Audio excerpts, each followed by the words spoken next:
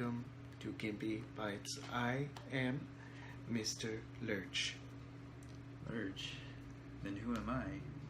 You are Uncle Fester. No, seriously, this is Captain Gimpy right here. And that's Zenboro. Yep, Zenboro, yeah. And welcome to this episode of Gimpy Bytes. And today, we're going to talk about Assault. Android Assault? Okay. Assault Android Cactus. Assault Android Cactus. See, you screwed it up. I had it right, and you messed me up. We're going to be talking about AAC. And we actually received a comment on our video from the developer, and I just wanted to say that was cool. Yep. And I pretty much knew what you were going to say, and I agree. Like, you shouldn't just make a game accessible in ways that would remove the challenge from the type of game that it is. Otherwise, it's not a game. It's just a toy for amusement. Games inherently offer challenge, and boy, do I have to say, if you look at the video, man, like, this game gets pretty intense. At first, it starts off kind of easy. Yeah. And it gets hard real fast because we're not good. Yeah, I'm really not good.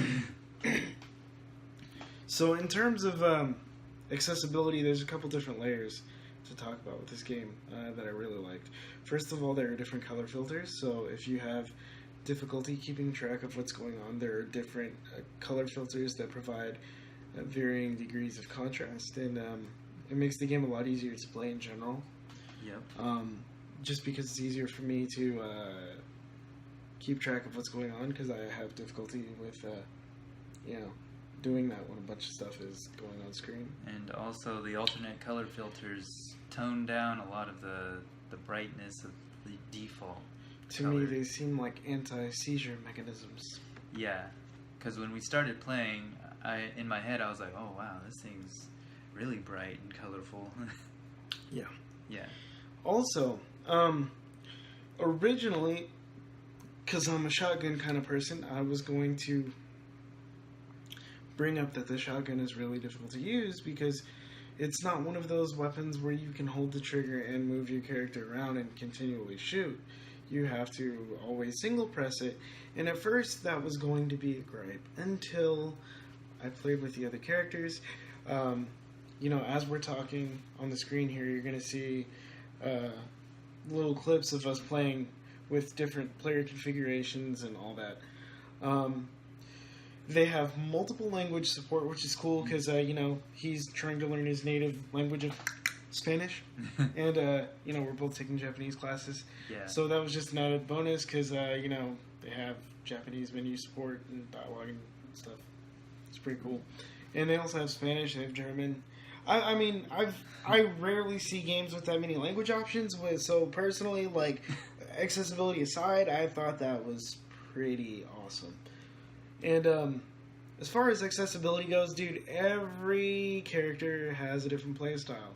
Yep. So if you can't play with the shotgun dude, like I found out I was total garbage with the shotgun guy. I was like, oh man, this game's going to be too hard for me to play. That was like one of the first ones I wanted to try other than Cactus, right? Right. So I was a little disappointed. And I played the other characters and I was like, oh, this game's great. One character literally has... her default weapon is a homing sort of bullet hail type thing. Weapon. And she has a cannonball sort of fire secondary weapon. Yeah, it's the Holly character. Yeah.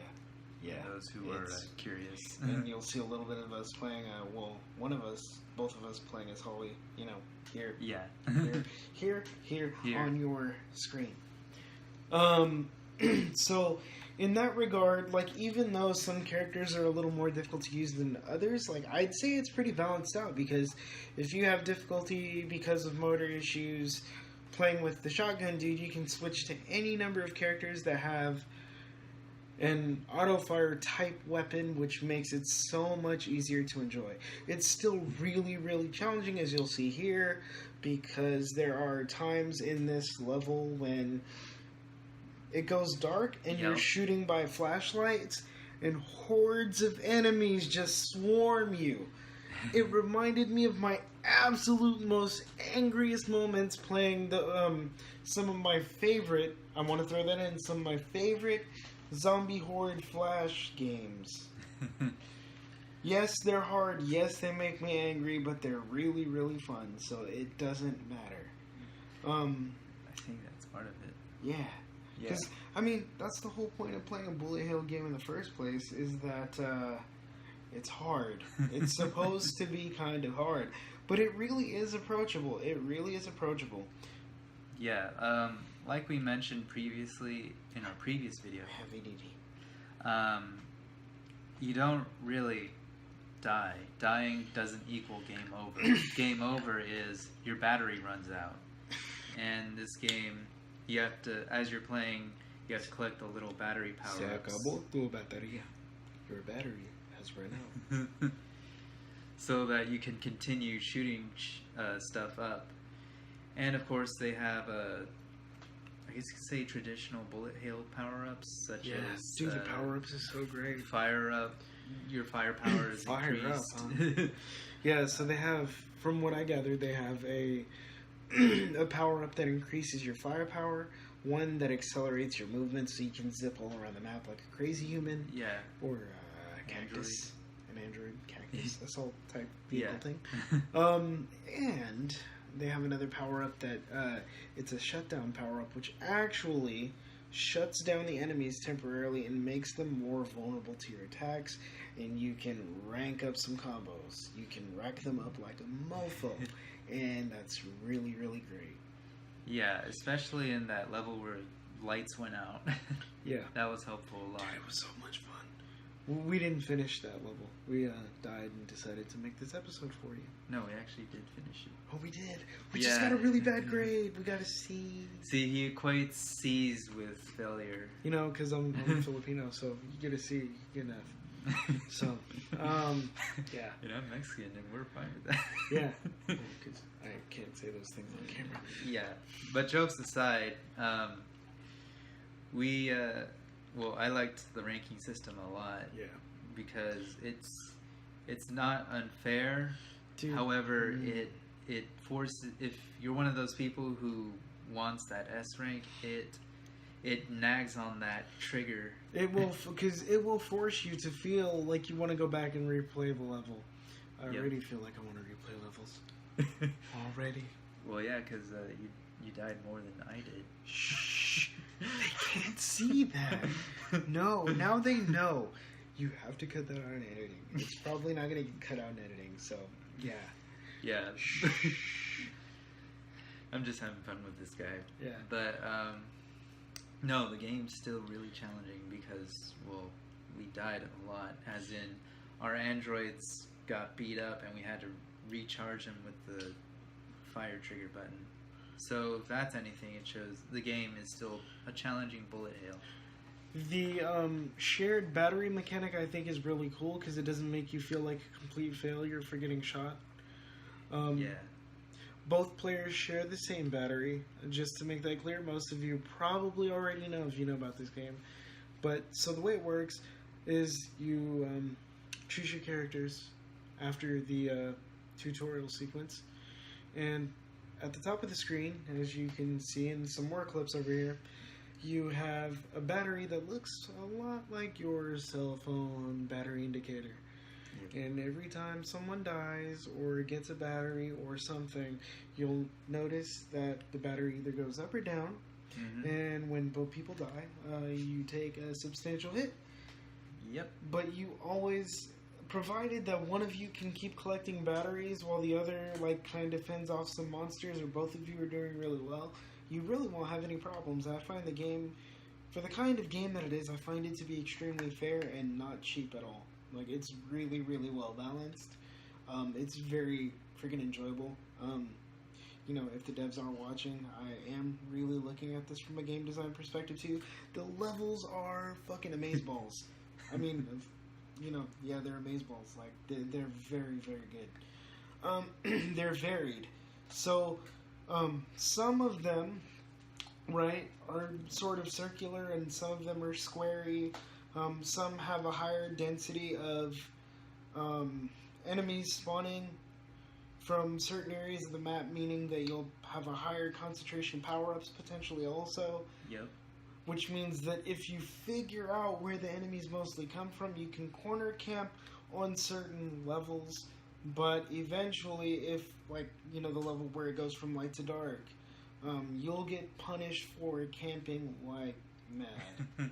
Which is what we tried to do. We both tried that earlier. It took a while to finish that level. Yep. What else? Oh, I do like that there was an option to turn off the screen shaking. Yeah, I was actually going to say that. Good job. Yeah, because he and I, we get kind of weird when the screen's shaking like that. One thing I'd like to add to that is the camera motion in general. Sometimes, like, I lose track of where I am really easily. That being said, you can unlock a static camera mode, I do believe. Yeah, I don't know how to unlock it. I think we have to be better at the game. No. So that's fine. That's not a complaint. That's perfectly cool. I'll try to get better at the game so I can unlock the things so that I can keep track of where I am. That's totally fine. And also the controls are really simple. Yeah. Yeah, which reminds me of the arcade bullet hell machines. Or arcade machines that had bullet hell. Yeah, a lot like them. I'd love to play this damn game with a flight stick or some sort of joystick thing. Just stick it up there. Yeah. It'd be super cool. Also, just so you guys know, we also, although we haven't done any of those in like 2 or 3 weeks now, we also do Let's Plays. We're going to do a Let's Play this where we actually finish off the campaign because we have a bunch of raw footage that isn't going to make it into this episode, but we are going to keep playing the game till we beat it, and you're going to be able to see us screw up over and over and over again. Yep.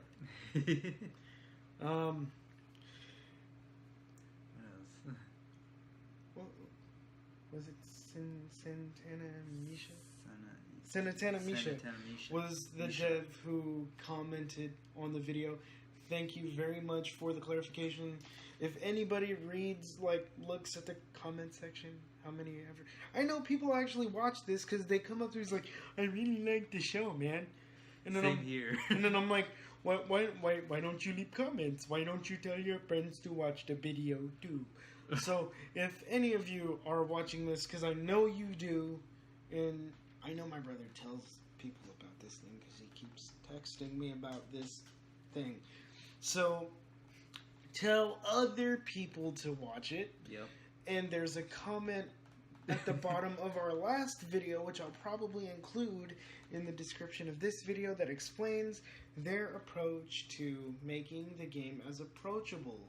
Approachable twice. That approach twice is horrible. I need better diction. To make the game as approachable for as many people as possible. I think they are definitely on the right track. Because if you make a game not challenging, like I said before, for the sake of accessibility, it's no longer a game, and it's like those little balls that move back and forth on bored office workers' desks. Yep. Anyway, we love the game. It's really, really fantastic. It has enough accessibility options to make it as approachable as possible without removing the challenge of the game, and that's what I think it's all about. That's really what I think accessibility is all about. Not necessarily making every game playable by every single person, but making it approachable enough to where there's as much of a reduction of physical and cognitive barriers as humanly possible, while still keeping the game fun for its core audience, and they did that in spades. Thank you. Yeah, they did a really good job. Just so you know, we played this game on PC using Xbox 360 controllers. I would recommend using a control for this game. Don't try to use the mouse and keyboard. It will be very, very hard. Yeah. Would I make any suggestions? Did they have an option to remap the controls? I believe they did. I didn't use explore it as much. I didn't use it. Which we apologize for being... Qué terrible, huh? Qué terrible. Yeah. Ya no puedo. Okay, so yeah, I'm gonna go check that out. And but yeah, it's really great. Like, they did a good job balancing the game. I just like, I like it a lot. Before we close, maybe we should tell them who our favorite characters. So the one you start off with, the one that does the tutorial things. Yeah, Cactus. She's Cactus. I assume for whom the game is named. The cactus on the forehead. She has, like, what I'm going to call straight line weapons. Like, everything fires in a line. Yeah. Which is pretty much what you're used to if you've been playing these kinds of games for a while. Both her normal primary. Yeah, primary weapon and secondary weapon. Yeah. Fire in lines. One, I think, is a lasery thing. It's a lasery thing, and the other one's a bullety thing. Yeah. Her secondary is like a flamethrower. Oh, yeah, you're right. No, it is a flame. I love the flamethrower, but it heats up really fast. Yeah, it's flamey. The shotgun dude. Coral. Yeah. Mind you, they're all women, so... Well, you know, dude to a dude who grew up watching Ninja Turtles is a unisex term. But yeah, the shotgun dude, of course, primary weapon is the shotgun. The secondary weapon, I am not too sure on what it does really, but I noticed it affects the enemies. She drops this mine thing, and when enemies get closer, it stops them in their tracks. Yeah. So she's kind of like more of a tactical... I would consider her the character for advanced, like, hardcore bullet hell players. Yeah. And the other ones, to varying degrees, are far more noob friendly. She's kind of off on the extreme end. Cactus is sort of like your mid-level player, you know, like everything is pretty much what you'd expect from... And then Holly has a spread shot, which is kind of like the shotgun, except it has a larger range, and you can hold the button down to continuously fire. Although the shotgun does do more damage. Yeah. That's the trade-off, which is exactly the kind of trade-off you'd expect from dudes who have a lot of experience in designing video games. Yep. And then Lemon. Yeah, Lemon is actually, I'd say Lemon's my favorite so far. She's the one with the homie missile things. And the... Yeah. Yeah. Okay. But yeah.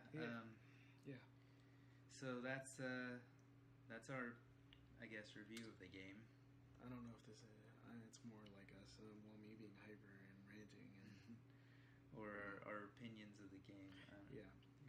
And just so you guys know, the devs did say that in future projects they're definitely trying more accessibility schemes.